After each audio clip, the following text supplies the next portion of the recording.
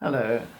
There's a great diagram doing social media called Who Do I Want to Be During COVID-19, which I'll upload again.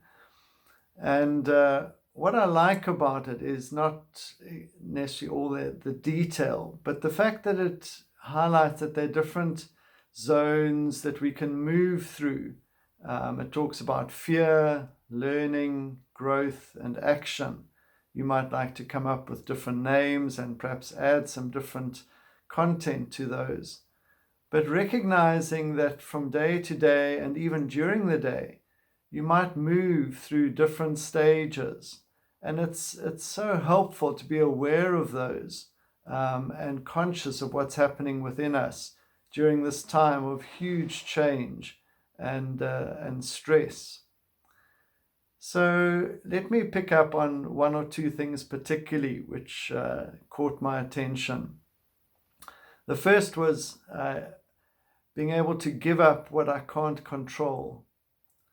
And a friend last night was talking about his situation where he's living with his wife and toddler.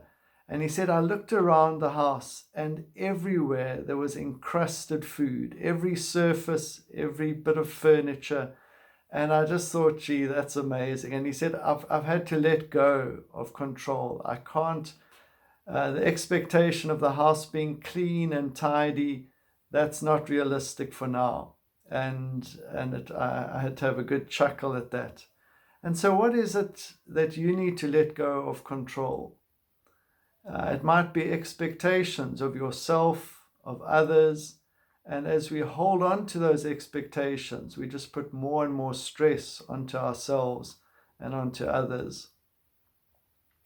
Another thing that's picked up in the diagram is acknowledging your emotions. How are you feeling now? And how you're feeling now might be very different to in a few minutes or in an hour or tomorrow. And so checking in with yourself, and particularly those negative emotions, which we tend to be a bit more ashamed of, to acknowledge those, whether it's feeling resentful, angry, anxious, overwhelmed, to allow them to come out and to recognize them. It might be to ourselves or even in chatting with others to be able to express that. And that leads into the third point of being kind to yourself and others, or being empathetic. And if we don't know how we're feeling or how others are feeling, we can't be kind to ourselves and to others. And so just simply asking, what do I need for today? What do others need for today? Perhaps those you're living with, or one or two others beyond your house that you're caring for. And as we ask those questions and listen carefully and respond to them, being kind to ourselves and to others. So use this diagram to reflect and to see how you're shifting between the zones, and to notice where you are and to be intentional about what you're choosing for today.